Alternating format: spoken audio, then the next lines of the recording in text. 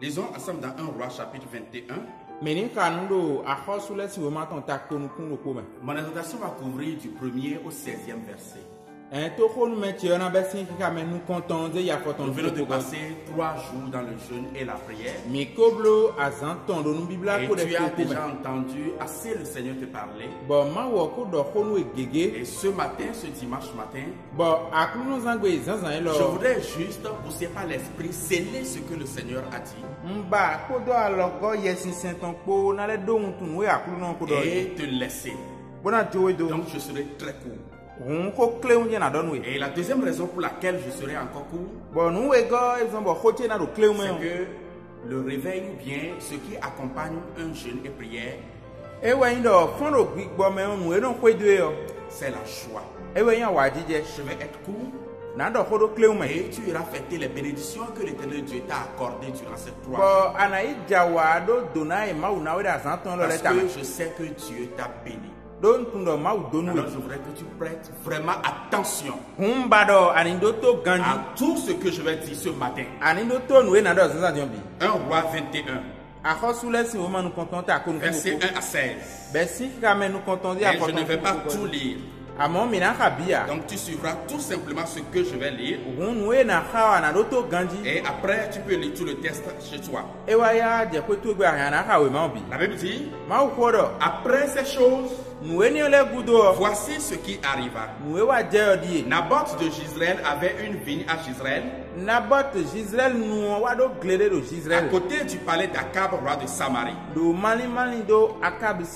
Et Akab parlant ainsi à Naboth, cède-moi ta vigne pour que j'en fasse un jardin potager, car elle est tout près de ma maison. Je te donnerai à la place une vigne meilleure. Ou si cela te convient, je te paierai la valeur en argent. Mais Naboth répondit à Akab, que l'Éternel me garde de te donner l'héritage de mes pères. Les gens de la ville de Naboth, les anciens et les magistrats, agirent comme Jézabel leur avait fait dire, d'après ce qui était écrit dans les lettres qu'elle leur avait envoyées. Ils publièrent un jeûne. Et ils placèrent Naboth à la tête du peuple. Les 2 méchants hommes vinrent se mettre en face de lui. Et ces méchants hommes déposèrent ainsi devant le peuple contre Naboth. Et ils ont dit, Naboth a maudit Dieu et le roi. Puis ils le menèrent hors de la ville. Ils le lapidèrent. Et il mourut. Et ils envoyaient dire à Jézabel, Naboth a été lapidé et il est mort. Ne vends jamais l'héritage. Voici ce que je voudrais te dire ce matin en quelques minutes. Nous avons traversé 3 jours de jeûne et prière. Nous avons prié intensément. Mais pendant ce temps-là, tu as reçu un héritage. Et si Naboth aussi avait un héritage, lui, ce n'était pas jeûne et prière, mais c'était des terres, ou bien des parcelles, comme on le dit aujourd'hui. Et vous savez, en Israël, il y a des choses qu'on ne vend jamais. Et parmi ces choses, il y a la terre. Même s'il arrivait que quelqu'un s'endettait et qu'on lui retirait la terre, quelques temps après, celui qui a pris la terre en gage par rapport aux dettes doit retourner encore cette terre-là. Ou si parmi celui qui s'est endetté, dans la famille de celui qui s'est endetté, il y a quelqu'un qui est assez riche, ou si quelqu'un devenait assez riche, il peut aller racheter la terre qui a été prise en gage par rapport à la dette de son parent. Donc la terre ne doit jamais être vendue, pour quelque raison que ce soit. Et voilà que le roi Akab vient dire à Naboth, l'héritage de tes pères, je veux que tu me vendes cet héritage-là, je veux que tu me le donnes, et je te donnerai d'autres terres qui sont situés un peu loin d'ici, en compensation de ce que toi tu viens de me donner. La réponse de Naboth a été claire. Que Dieu me garde devant l'héritage de mes pères. Bien-aimé, remarquez très bien ceci. Akab avait tout à sa disposition. Aucune terre ne lui faisait défaut. D'ailleurs, il a dit à Naboth, j'ai des terres qui sont meilleures que ça là. Mais si tu as des vignes qui sont meilleures que ce que Naboth a, pourquoi ne pas t'en occuper? Akab voulait faire un potager. Ce n'est pas quelque chose qui était important pour lui. Il voulait la terre de Naboth pour son plaisir. Pas pour raison de nécessité. Juste pour se réjouir quelque temps.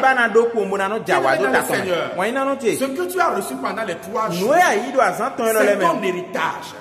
Dieu t'a donné quelque chose. Dieu t'a promis certaines choses. Tu as reçu des paroles de connaissance. Tu as reçu des prophéties. C'est l'héritage que tu possèdes. Que Dieu te garde devant cet héritage. Quel que soit ce qui va se passer, ne vends jamais l'héritage. Si Akab a refusé de vendre ses vignes, c'est parce qu'il savait très bien que la vigne qui est le produit du vin a un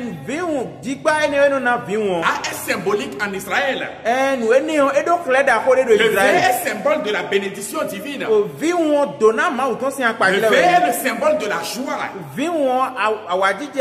Le vin est le symbole de l'abondance. Le vin est le signe de l'espérance. Et le vin ou bien la vigne est ce qu'on laisse comme héritage à ses enfants. La profession que tu as actuellement, le foyer que tu as, ta famille, l'atelier, ce que tu as obtenu de Dieu, la grâce particulière que tu as obtenue, laisse-moi te dire quelque chose, c'est ton héritage. Ne le vends jamais. Ne le vends pas comme Esaü a fait. La Bible a dit dans l'épître aux Hébreux que Esaü était un profane. Il ne sait pas prendre soin de ce qui est sacré. Le sacré ne lui signifie rien. Ce que tu as prié pendant 3 jours pour obtenir, sache que c'est sacré. Ne va pas vendre ça avec l'adultère. Ne va pas vendre ça avec le vol. Ne va pas vendre ça avec le manquement à tes obligations envers Dieu. Quel que soit ce qui va arriver, ne deviens pas profane. Comme Esaü qui a vendu sa bénédiction. Ne deviens pas négligent. Comme une des 2 prostituées de l'histoire de Salomon. Les 2 prostituées ont fait enfant dans la même semaine pratiquement. Les 2 dormaient dans la même chambre. Et on dit une s'est réveillée et a vu que l'enfant qui était à côté d'elle est un enfant qui est déjà décédé. Et qu'elle a bien regardé l'enfant, elle s'est dit ce n'est pas mon enfant. Et maman, laisse-moi te poser une question. Dis-moi correctement ceci. Pendant toute une nuit, une mère ne s'est pas levée pour chasser le motif de son enfant. Pendant toute une nuit, la mère ne s'est pas levée pour donner la tétée à son enfant. Pendant toute une nuit, la mère ne pouvait pas se lever pour voir la position de son enfant. C'est une mère qui devait être très négligente. L'autre s'est réveillé la nuit et a vu que son enfant est décédé. Et rapidement, il a changé l'enfant. Pendant que l'autre dormait, l'ennemi est en train de semer l'ivraie. La bénédiction que tu as reçue, aucun péché, aucun retour de caractère ne te plonge dans le sommeil pour que tu laisses ça à l'ennemi. Bien-aimé, ne vends pas l'héritage. Ne vends pas l'héritage avec la négligence. Ne vends pas l'héritage en voulant te conformer aux autres. C'est ce que Christ a dit à l'église de Thyatire. Il dit à Thyatire, il y a telle catégorie de personnes. Il y a telle catégorie de personnes. personnes. Il y a telle catégorie de personnes. Mais il dit à vous qui vous êtes gardés. Ce que vous avez, retenez ça. Afin que personne ne vous prenne ça. Il est en train de leur dire indirectement. Il y a des gens qui sont autour de vous. Qui sont devenus n'importe quoi. Ne devenez pas comme eux. Pour que l'héritage que vous avez, on vous prenne ça un jour. Bien-aimé, ce que tu as reçu, garde ça fermement. Pour que personne ne prenne ça. Les Jézabel nous entourent partout. Jézabel qui est allé pour prendre ce qui appartient à Akab. Pour donner ça à Akab. Il nous entoure en tout moment. Bien-aimé dans le Seigneur. Une des prochaines tentations qui vont se mettre devant ton chemin. Le compromis qui se mettra devant ton chemin. Peut-être si tu tombes dans ça, l'ennemi va en profiter pour en finir avec toi. Pour que tu ne trouves jamais le fruit de tes trois jours. Je me rappelle cette histoire qu'un serviteur de Dieu a racontée. Il parlait de son papa qui est un ancien combattant. Et qui a sorti un jour une de ses vestes. Et il a vu qu'il a un gros trou derrière la veste. Et c'est un cafard qui a fait ce trou-là. Et il ne peut plus jamais porter cette tenue. Alors un autre jour, quand il faisait le ménage chez lui, il a vu le cafard. Alors qu'est-ce qu'il a dit? Il a crié. Il a appelé de ses enfants. Il dit, amène-moi ma mitraillette. Ce que j'ai utilisé dans l'armée. Et on lui a apporté ça. Il pose sur le cafard. Et il beau dans tout le quartier. Bien aimé dans le Seigneur. Un fusil pour tuer un cafard.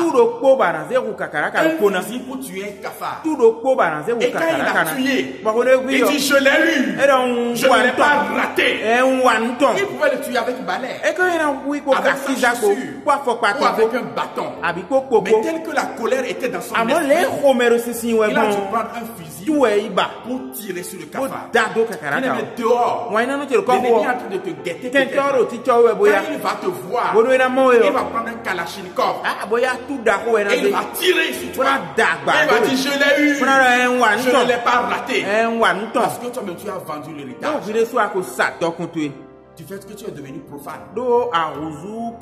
Tu as fait ce qu'il ne faut pas faire. L'engagement que tu as pris avec Dieu, tu l'as abandonné. Tu aurais vendu l'héritage par négligence. Tu aurais vendu l'héritage parce que tu t'es conformé à d'autres personnes. Ne vends pas l'héritage. Le diable ne te paiera rien. Ce qui t'appartient, garde-le ferme. Que le Seigneur te bénisse. Que le Seigneur te bénisse. Et qu'il te bénisse. Amen. Amen. Tu entends ma voix ce matin. Je prie pour toi. Seigneur Jésus-Christ de Nazareth. Que ton nom soit béni. Que ton nom soit exalté. Que ton nom soit glorifié. Tu as été avec ton peuple. Et nous avons traversé les 3 jours de jeûne et prière. C'est toi qui nous as soutenus. Au Père, reçois la gloire. L'assurance que nous avons, c'est que lorsque nous venons devant toi, Père, toi tu écoutes et qui exauces. Parce que tu es un Dieu fidèle. Et tu nous as dit dans ta parole, venez, vous prierez et vous partirez parce que je vous exaucerai. Seigneur, souviens-toi de la prière de cet homme. Souviens-toi de la prière de cette femme qui a prié pour sa vie spirituelle, qui a prié pour sa vie de mariage, qui a prié pour ses fiançailles, qui a prié pour un partenaire, qui a prié pour ses activités, qui a prié pour sa santé. Exauce-le maintenant du haut des cieux. Exauce-le du haut des cieux. Donne-lui un témoignage, Père. Garde le Seigneur de vendre l'héritage qu'il a reçu de toi, quels que soient les assauts de l'ennemi. Merci, Père, parce que tu le feras au nom de Jésus-Christ de Nazareth. Amen. Amen. Amen. Amen. Et amen encore. Amen. Que le Seigneur te bénisse. Que la grâce t'accompagne. Amen. Amen. Amen.